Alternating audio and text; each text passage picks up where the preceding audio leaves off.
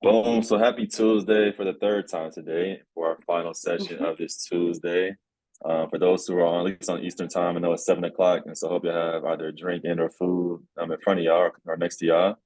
I'm not there yet, but getting there here shortly because I have the pleasure of speaking with Dr. Raquel Dailey about international career development amongst a number of different things under that umbrella.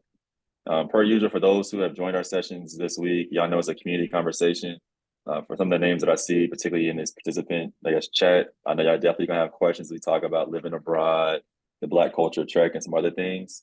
But very excited for this conversation. As Raquel had asked me how the week was going, I said I get to talk to my people throughout the week. And so she's someone, I guess it was a stranger a couple months ago, but now you're part of family. So look forward to learning more about you today. But without further ado, y'all help me welcome Dr. Raquel Dailey to the summit. How you feeling, homie? Hey, y'all. Hey, I feel great. I can talk about this all day. So I'm I'm, ready. ex- Let's go. I'm excited to talk to you. So I know I asked you a couple questions in the chat. I mean, in the chat prior to hitting record and letting people in on this conversation. But we'll love you to start this conversation really focused on your story. I think storytelling is a powerful tool. I think your story, particularly pertaining to this topic and the topics we'll talk about, will help set the scene and probably some context. So just take, I don't know, 2, 3, 10 minutes. What's your story? All right. So, my story. So I really started, I was blessed to have parents that traveled all the time with me, without me. They did not care. They were out. And so we always had we were always going on a family vacation somewhere. And I think like somebody asked me this maybe a year or two ago. They were like, what makes you travel so much? And I really think that was it. I think it was just like my parents exposing me to new things all the time. Mm-hmm. So it was like I was always really interested in culture.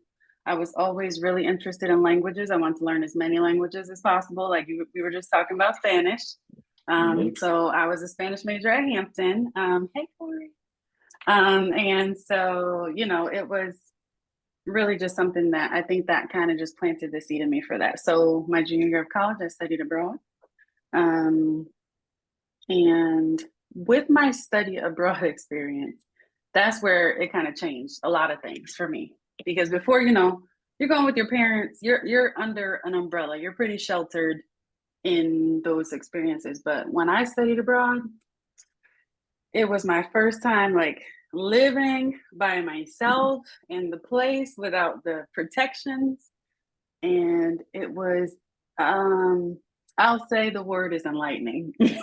That's the word that I use. So it was my first time like understanding, okay, girl, you are resilient more than you ever knew that you were.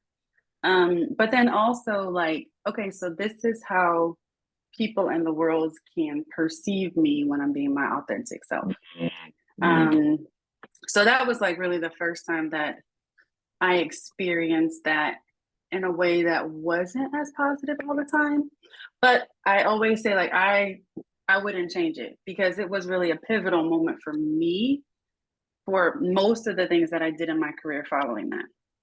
So what I did know is that despite the ups and the downs of that experience, I already knew like I plan to live abroad. I will be living abroad.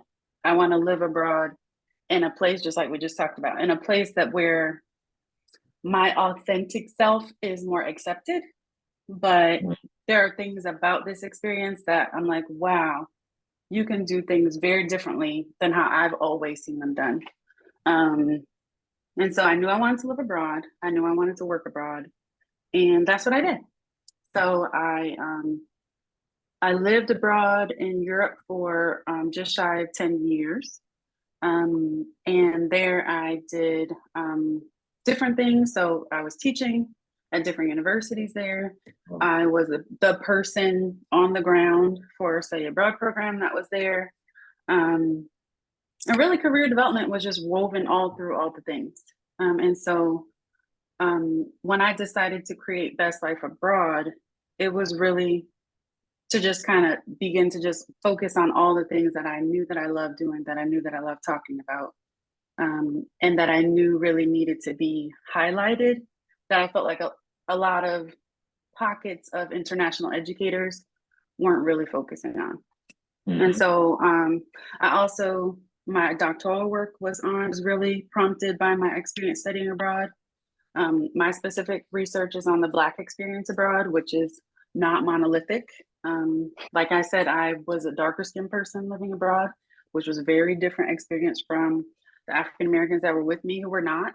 And so I really just wanted to know, like, based on, like, how do I get the stories of all of these people, figure out what are those patterns that I'm seeing, and how can we use that knowledge to then enhance and create more meaningful experiences for all of our students that we're sending abroad. And so, yeah, all of those things kind of culminated into Best Life Abroad, which has led me to all the things that I'm doing right now. Just like, where do I start? There's some people like, where do you want to start in this conversation? Because there's a number of different things you said that we're going to unravel. I hate the word unpack. We're going to unravel in particular. But the one thing where I do want to start though is how you and I met. I was pulling it up on LinkedIn because I remember being on the train from Paris to London, and I came across your LinkedIn, whatever. I'm like, International Career Development. What the hell? Like, there's a name for this. I didn't know, it's a name. At that point in time, I think you had either just left Davidson at that point. And so I understand that the title of this presentation is International Career Development. And I think a lot of what we'll talk about will be related under that umbrella as well. Can you speak more about, obviously you lived abroad for about a decade, you come back at some point, move to Davidson. What is international career development in your own words? Just talk to us more about what your role was before we continue this conversation. Yeah, so I kind of view international career development as kind of two prongs. So one is it can really be based on your identity. So like, for example, at Davidson, I worked with international students. So students who are studying outside of their home country. But then the other piece of that, I think, can be more focused on location. So it doesn't necessarily have to be studying, but it can be like employment. It can be opportunities that are more focused on enhancing your career, but that are happening globally. And so, but I think that just however you approach career development through either of those lenses, the outcome really is still the same. So the outcome is to be able to secure employment opportunities or reach your career goals, despite whether or not you are focusing on that from more of an identity focused lens or more of a, I'm just trying to go work somewhere that's not my home country. But one of the things that I think is so important about international career development is the power of these international experiences to really create economic opportunities and economic mobility. And so, like research tells us that students who study abroad, they get promoted more, they get jobs faster, they get accepted to graduate school more. And so those things ultimately translate to money. And so I think sometimes when we think about these experiences, we think of them like, oh, that's a nice experience to have. It's nice to go abroad, but it's like, no. It's essential to go abroad because there are going to be jobs that people have where an employer is not going to think it's nice for you to have that experience. It's nice for you to be culturally competent. If you want a promotion, these are skill sets that they expect you to have. And I think that that's oftentimes the part that's really missing. Like if you want to put together a team to create a product, you don't want that product just to do well in your city or your town. You want that product to do well around the world. So what skill sets are you going to need? You're going to need skill sets that you gain from international career development. And so I think sometimes it's viewed as kind of like this nice perk to have, but it's not a nice perk. It's absolutely core to being able to have financial outcomes that we want. And when only certain groups of students have access to that, it cuts off other populations from being able to really advance in certain ways. And so that's why for me, I feel so strongly about international career development, because I'm like, no, we need to make sure as many people have these opportunities, these global opportunities as possible, because we need to make sure as many people have access to all the financial wealth that they want to have and that they're not limited because they don't have them. So your role at Davidson in particular, I keep coming back to this on purpose because I had never seen a title. It said some, whatever position, international career development. And so at least on his face, it seems as if, I don't know, it may not be your place to say that or not, but on his face, that Davidson was prioritizing international career development. So as you were in that, particularly when you're in that role, having conversations with colleagues across the country, try two-part. How did you evolve that role to be what it is, or at least what it was when you left? But then two, like, did you see other, comps across the country that were doing something similar in regards to trying to prioritize? I thought so, yeah. Yeah, so I am very grateful because that role was created. Like, I was the first person in that role at Davidson.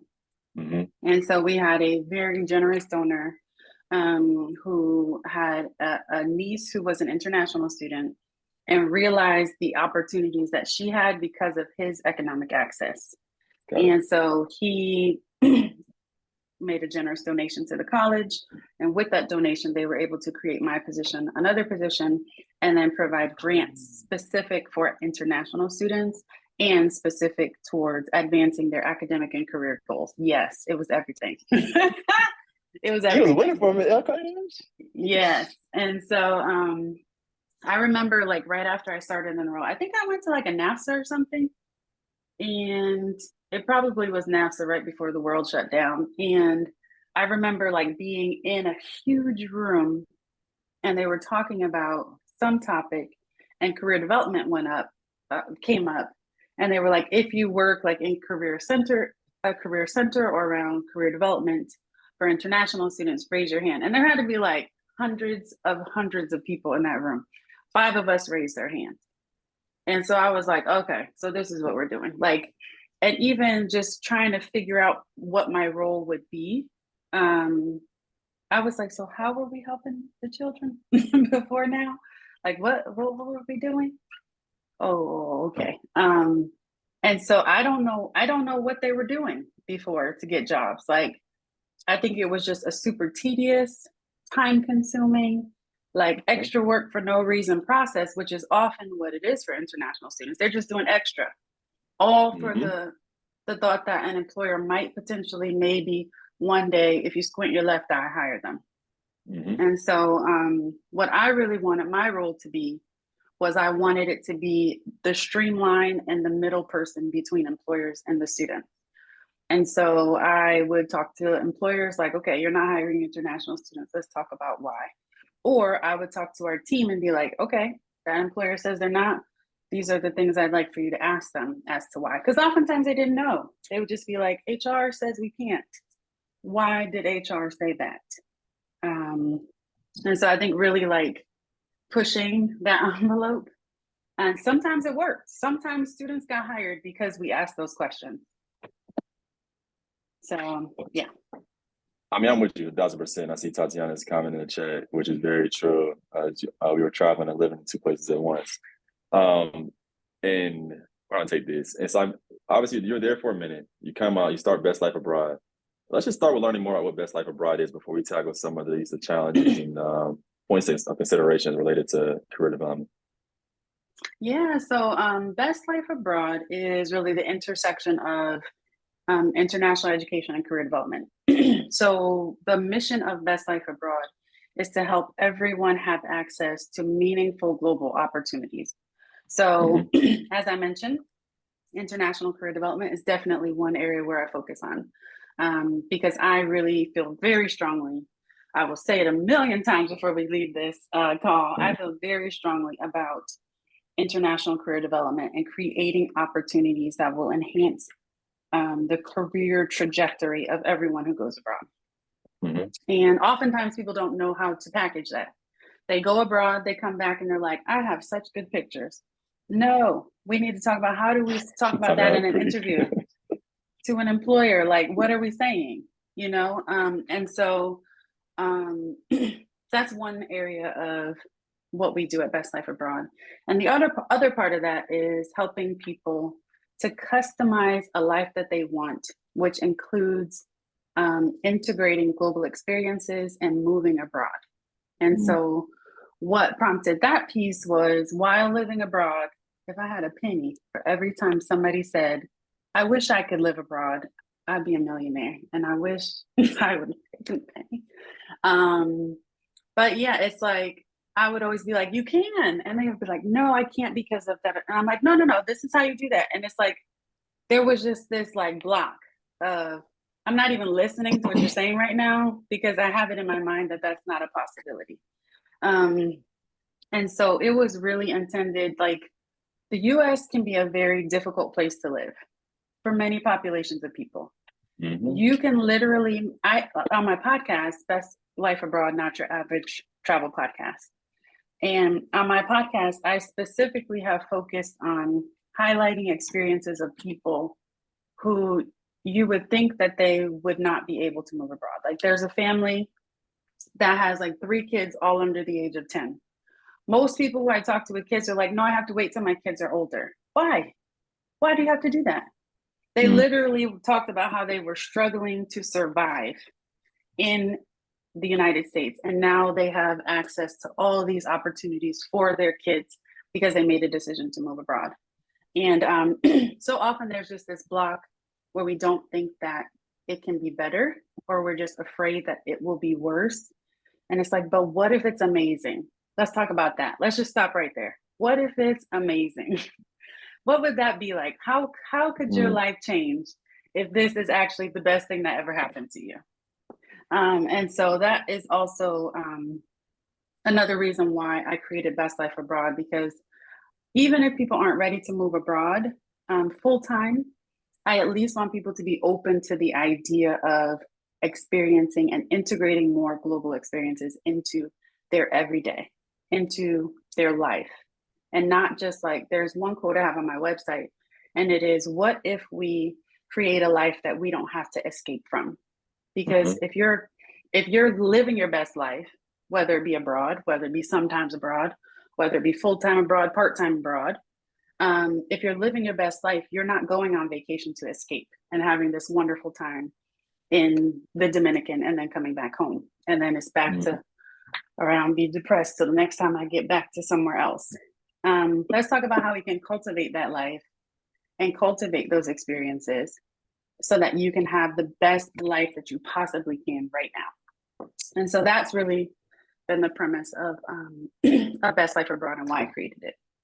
This is good. I'm gonna come into these comments in the chat in a second, because one of the first things you mentioned when I asked you to tell your story was that you realized, I believe it was in Belgium, that you could be somewhere and just be yourself, right? Just be your authentic self.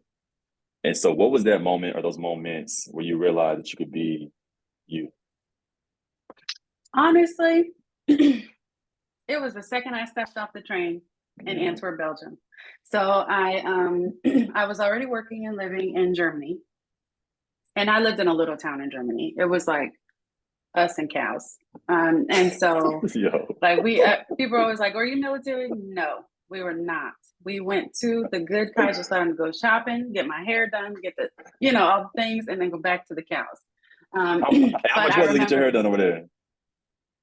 It wasn't expensive. It was just far. Like I had to travel 2 hours to get my hair done. But to get like 1 pack of braiding hair for $2 in the US, it was 15, 20 euros in where I lived in Germany. And so I remember interviewing for my job in Antwerp, Belgium. And I took the train from where I lived in Germany to Antwerp. I got off the train. I walked out the train station, and there was like a class with a bunch of different kids, and they were all different, like colors, shapes, and sizes. And then they had 3 teachers. One was like a white blonde lady, one was a dark-skinned Black lady with braids, and one was a brown woman with a hijab. And I said, oh, this is it. Wow. This is where I need to live, right here. And then like going to my hotel, I passed this 2-story Black hair store. I said, oh no, this is it. This is the place. This is where I need to. This right here is where I need to be. Okay, so they better offer me this job because I am moving.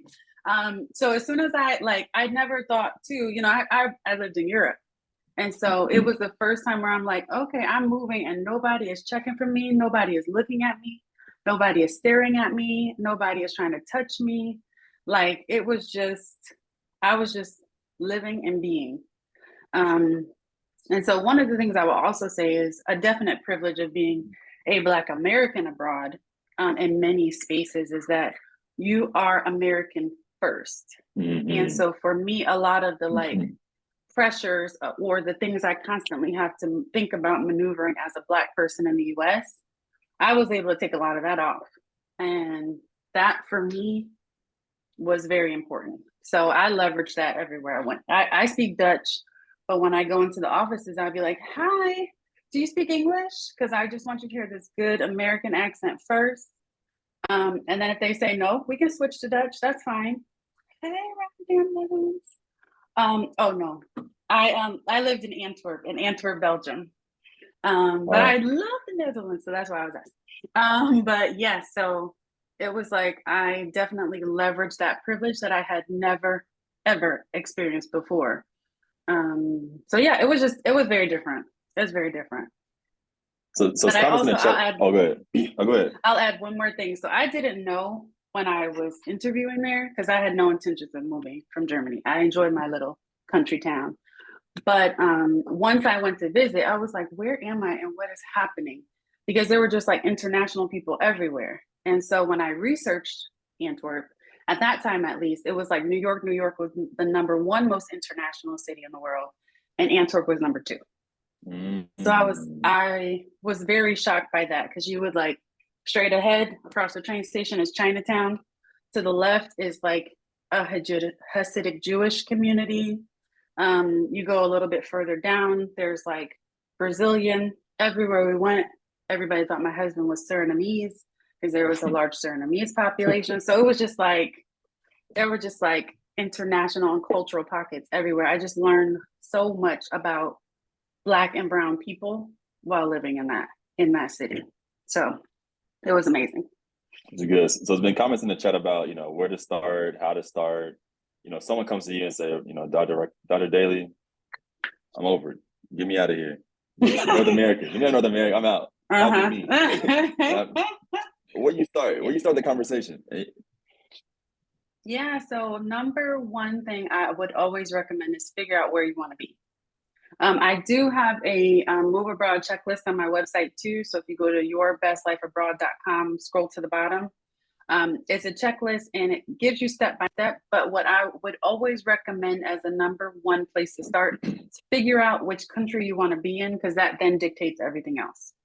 And the things you want to consider like, okay, what is the weather like in that place? So for example, my dad and my parents, they are always in the Dominican. They go to the Dominican every year. That is like their spot. My dad was like, Dominican or bust. And then I talked to him a few weeks ago because he was like, okay, I listened to your podcast and you talked about how you need to consider the weather and the places you're going in. And I sweat like a crazy person every time I'm in the Dominican, and I can't do that all year. So I might need to find a new place. And I'm like, yes, you do. Actually, I had you in mind when I said it, actually. And so you really want to think about like, okay, what is your identity? What is the history of people who identify how you identify in that country? Because the historical context can often impact the present. So you definitely need to know that. Weather, of course. If you have a partner or if you have children, are you going by yourself? What type of money are you trying to spend? So just like we were talking before this, I am part-time. I spend lots of time in Belgium. I spend lots of time in the US, but I also don't want to pay Belgian prices all the time.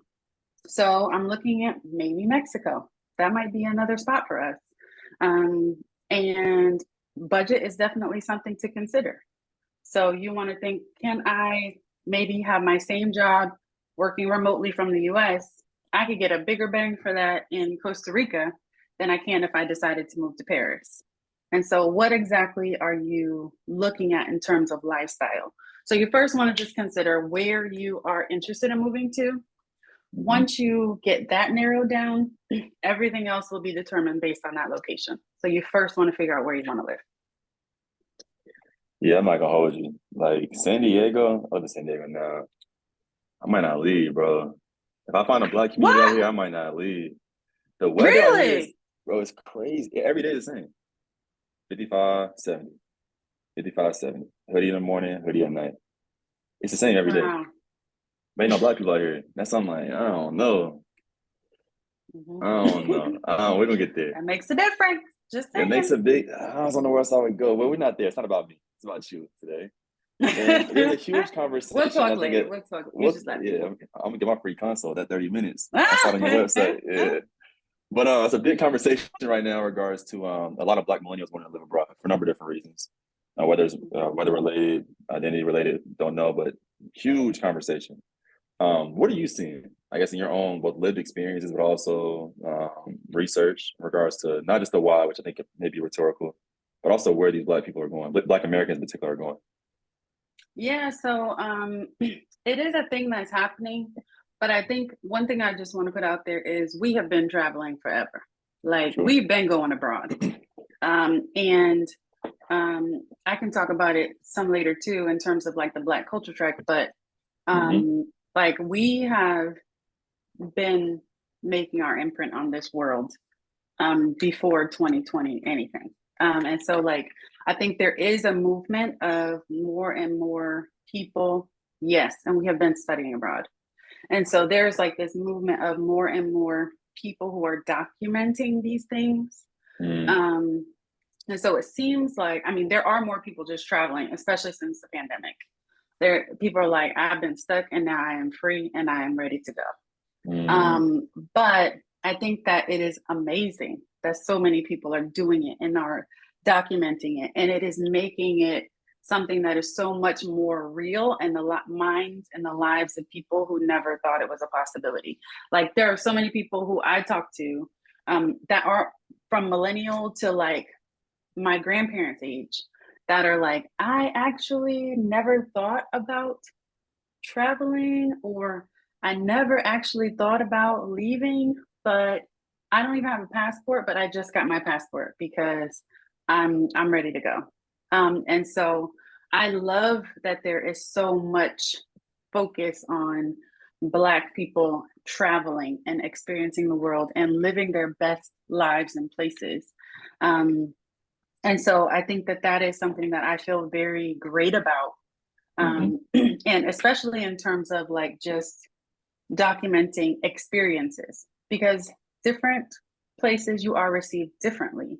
And I also mentioned like the Black experience is not monolithic. It's very, there's one person who might go and have an amazing experience, someone else who can go and have a horrible experience. So it's important to get all the different perspectives, especially before you make a decision to move abroad somewhere. I always recommend like if you can go and live like a local for, if you usually take a vacation for 1 week, can you take one for 2 to 3 and live like you live there and see how you're really treated when you're not in the tourist area? And so I really think that this whole like clear representation and just in your face visuals of so many people who look like us who are moving around the world, I think it is just something I'm so excited to see. And I hope it never dies down. I know we see it more since COVID, but I hope it's something that never tapers off. It took me 2 days and one visit to the Eiffel Tower to say I'm not living in Paris, nor do I want to come back. We'll talk about it.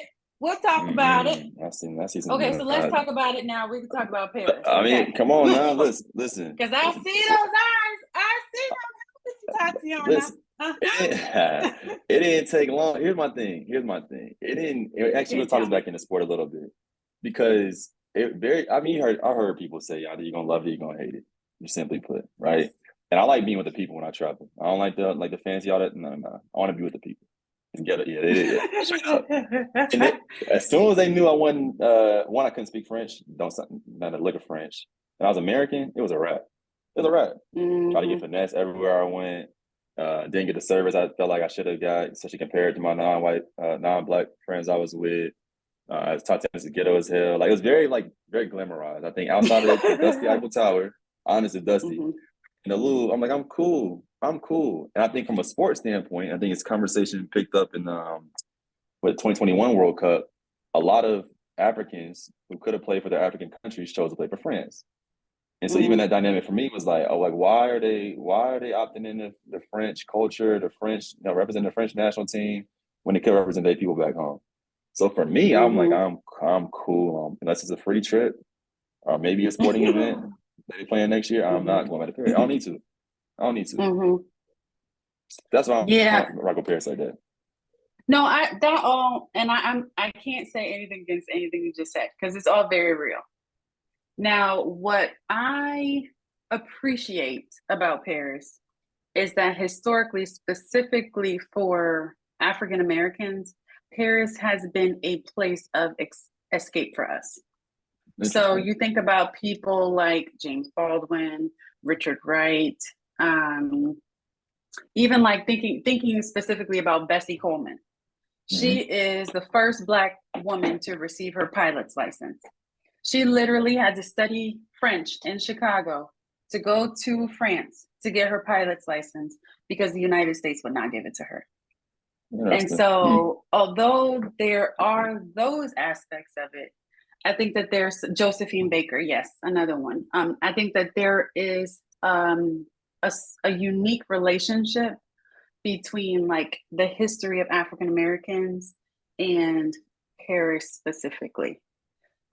And so that's why I think even though there are many things that can be viewed very negatively about the city itself, especially just because it's a famous city where people from all around the world want to go. So there's an arrogance that comes along with that, which is not necessarily a warranted arrogance, but there is nevertheless.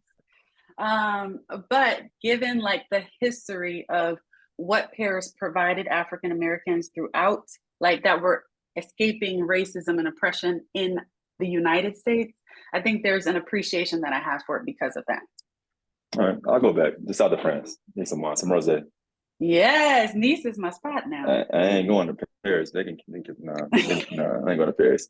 But let me move forward before I spend too much time on that city. And best Black culture trek, excuse me. So you put on a trip this upcoming fall, at least September, if I'm not mistaken. Talk to us more about the Black culture trek. Yeah, so the Black culture trek. So as I mentioned, when I lived abroad, many people were like, "Oh, I wish I could live abroad." But the other thing that people always said was, Black people live there. And I was like, yes, lots of them. Like, if you step foot in Brixton, you're surrounded by African and Caribbean culture, period. And so that's London. Paris, like I mentioned, there's this history between African Americans and Paris. So us contributing to Parisian culture, to French culture, let alone like the Harlem Hellfighters or the Black Panthers, who were Black infantries that made extreme impact in World War II. So there are specific things that like Black people have done to not only like influence, but specifically shape European culture. But when you think about Europe, oftentimes what we learn of Europe, what we know of Europe, what we see of Europe in movies and on TV, it's just seen as a very white space. And so what I wanted to do, especially as someone who lived almost a decade there, is really highlight, celebrate, and also provide us with a deeper knowledge of how we helped to shape Europe and how Europe would not be what it is now without Black influence. And then understand that so then we can share that with other people. So that was really the premise behind the Black Culture Trek. So September 21st and 27th, we will go to Paris, Brussels, Antwerp, and London. And it is intended to really highlight, but also just provide a deeper knowledge and depth of perspective of how we have shaped what Europe is now, in a way that is not often talked about. And so if anybody's interested, again, yourbestlifeabroad.com. At the top, click on Black Culture Trek 2024. But I am super excited. It is already planned. We are just showing up and hitting the ground running. So I cannot wait. To just really highlight Black culture, African American culture in spaces that we typically view as very white. All right, so I know you do things on purpose, and so I know you chose these 4 cities on purpose. So talk to us more. I mean, you kind of mentioned the city I'm not going to name, but talk to us more about Brussels, Antwerp, and London. Yeah, so London is full of Black culture. We'll Mhm. just say that. Like I mentioned, like Brixton, for example, is highly, it's like African Caribbean culture all over the place. You look at Brussels, and again, thinking of historical context, the relationship between like the Congo and Belgium. That's Mm. important to understand as to why there are so many Black people in Belgium. Also, Antwerp, one of the most international cities in the world. And then there's Paris, that relationship that we have between specifically African Americans in Paris, but also just so much of the way that we have influenced how things work. Like jazz culture influenced so much of Paris. Mm. Um, and so we talk about like a few people who've influenced that, but there really is a depth of like artists who have gone and who have contributed to Parisian culture. But still, we will view Paris as a very white space. And Mhm. so, those are specific locations because those are places that I have frequented very often and often feel that Black presence that's there. And I really just want everybody else to feel that as well. Like, I want everybody to go there and feel the presence of those Black people who have paved the way before us and who have made and shaped those specific locations. So yeah, so that's why I picked those cities. This is good. So one of our first conversations, we talked about sport a little bit. I'd love for you to Mhm. expound upon that as well. And thinking about how sport, we heard throughout the week can be right a bridge builder, peace facilitator, et cetera, but also community experience as well. So talk to us more about your experiences related to sport as you lived abroad. I mean, like what you're seeing now as sports becoming continue to become more global. For sure. And I think I mentioned that one of my husband's really good friends, they played football, American football together in Paris. He's the president Mm-hmm. of the French team. And so I am I am so happy to see it because I think I shared this with you before, maybe when we first talked too, but what got me, like I always wanted to live abroad, but what created the opportunity for me to be able to move abroad was my husband playing American football. And so him getting a contract to play Wow. American football, and he specifically was like, okay, because most people just go and come back to the US. So he had to negotiate a contract where I could go because I'm not staying home. Yeah. And also Yeah. a contract where we could be there full time. So it wasn't like a short term contract. It was a contract where we would be officially moving to Germany for him to officially play there indefinitely to play American football. Wow. And so that was the thing that created the opportunity for us to be able to go.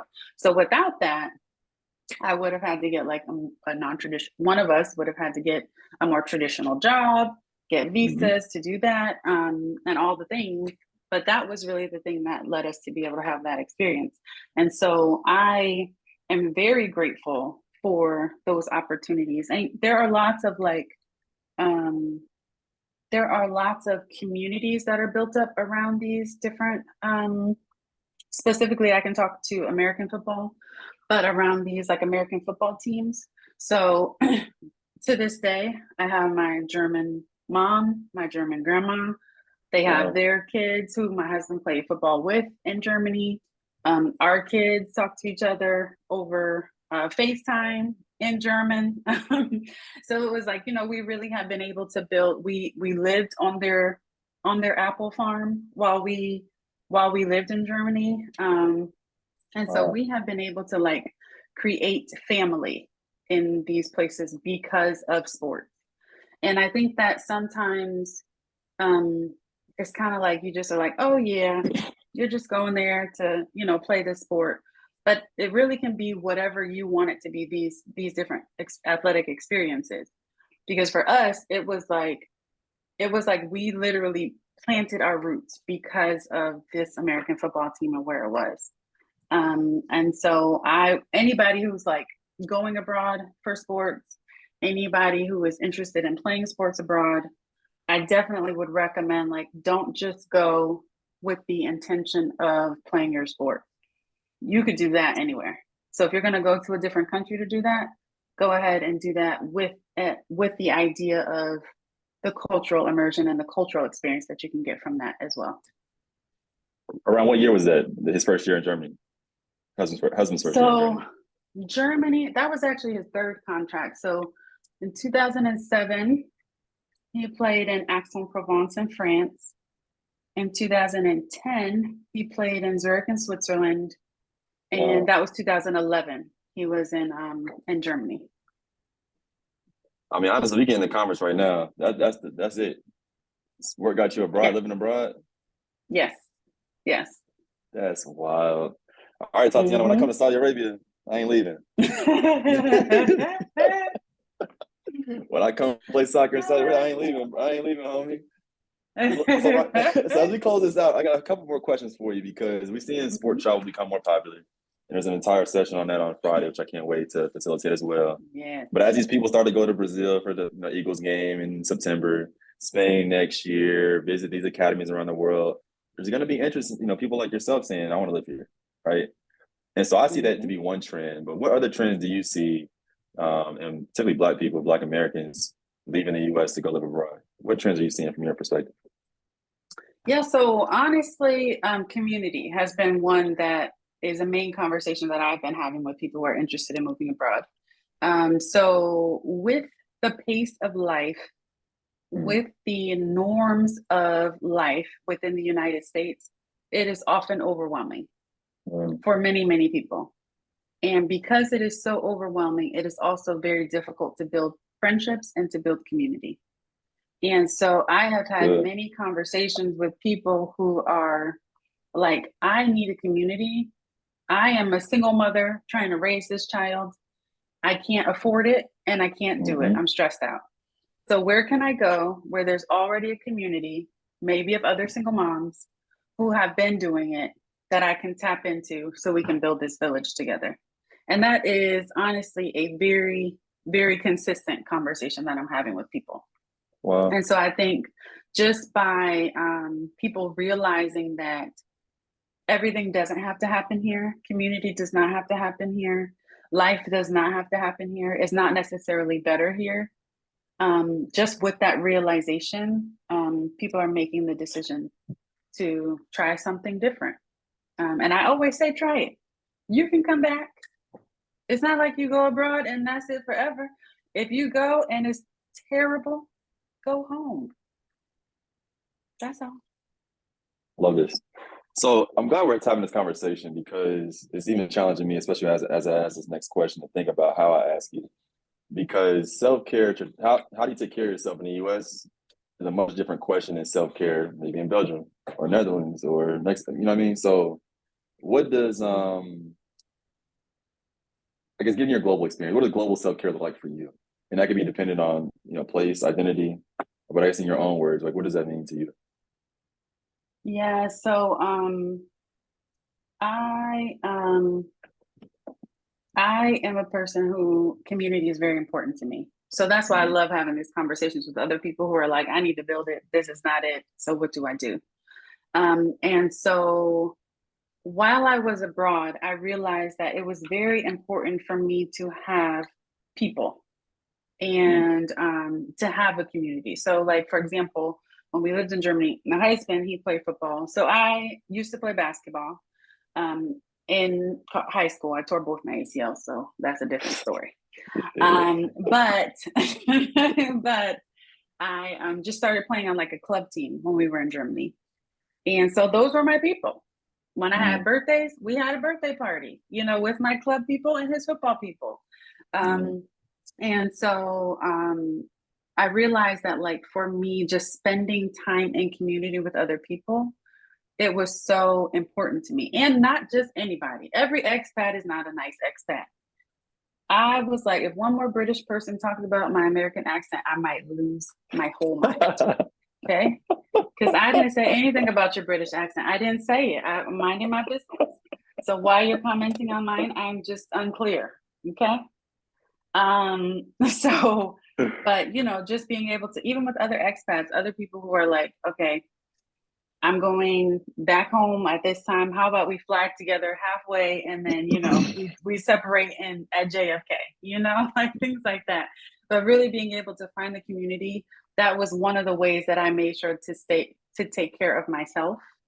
Also, my sorority is global. And so being able to like tap into my different sorority sisters who were all around the globe and in Germany as well. So like, all right, y'all, it's Thanksgiving. There was one woman in my sorority. She is the best woman ever, Rita Joshua.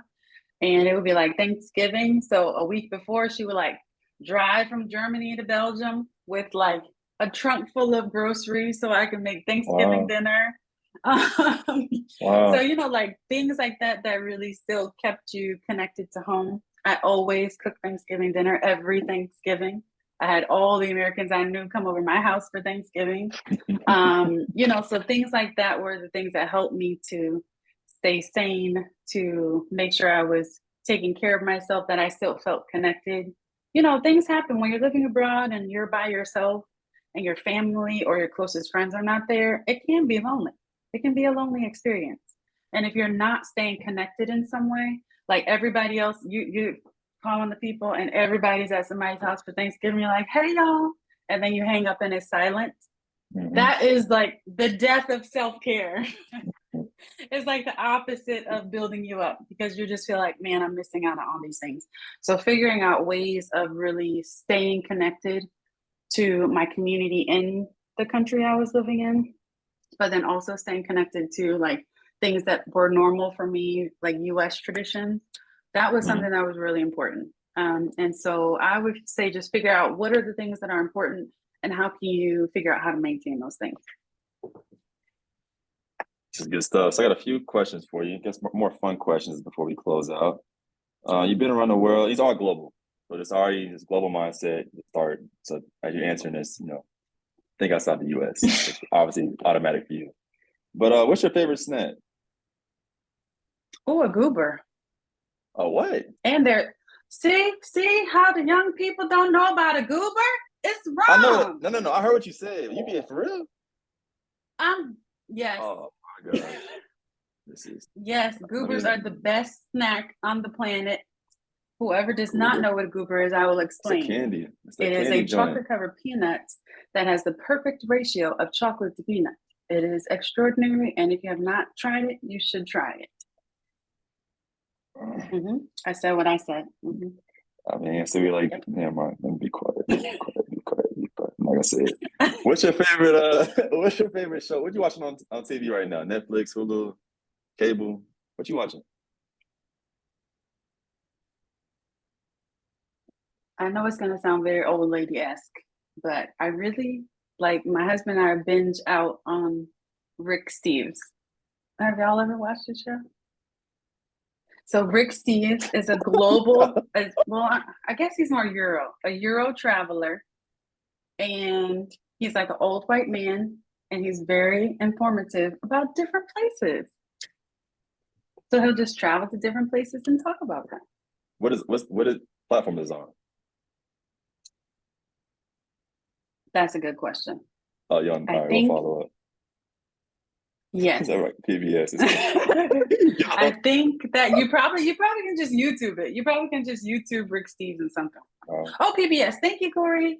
PBS. Corey, shout out to the store. Okay. All right. What's your go-to airline? American, for sure. Actually, scratch that. I just flew Virgin for the first time. Yeah. And it is everything. Virgin is everything. And as far as global airlines, Singapore Air is everything. So number one, global airline, Singapore Air.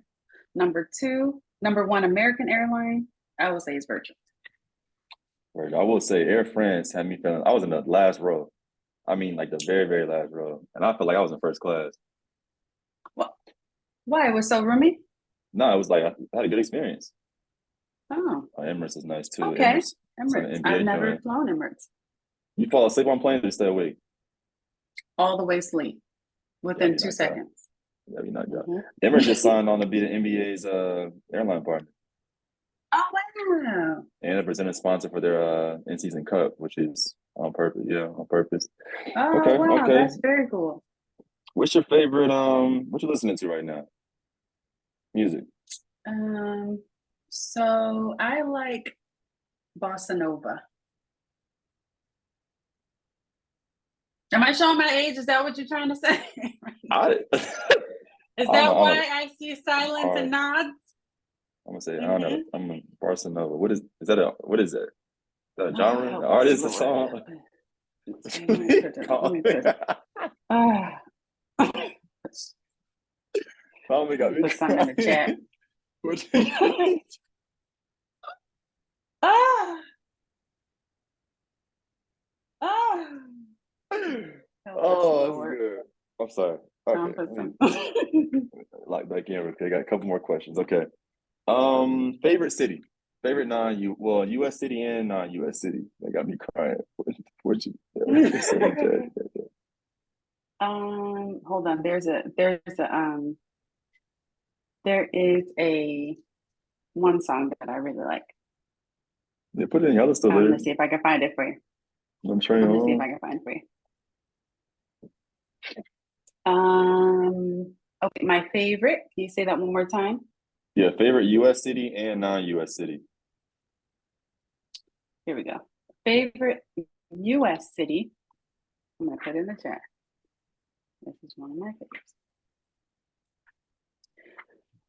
My favorite U.S. city.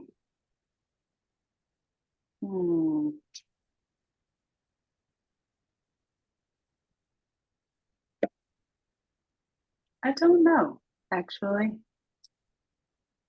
It used to be Charleston until I learned about the history of Charleston. Mm-hmm. Then it is not. So yeah, I don't really have a favorite U.S. city. And my favorite non-U.S. city is Antwerp, Belgium. It's too easy. Favorite one to visit. Favorite city to visit is Lake Como in Italy. It's a good one. It's a good one. Okay.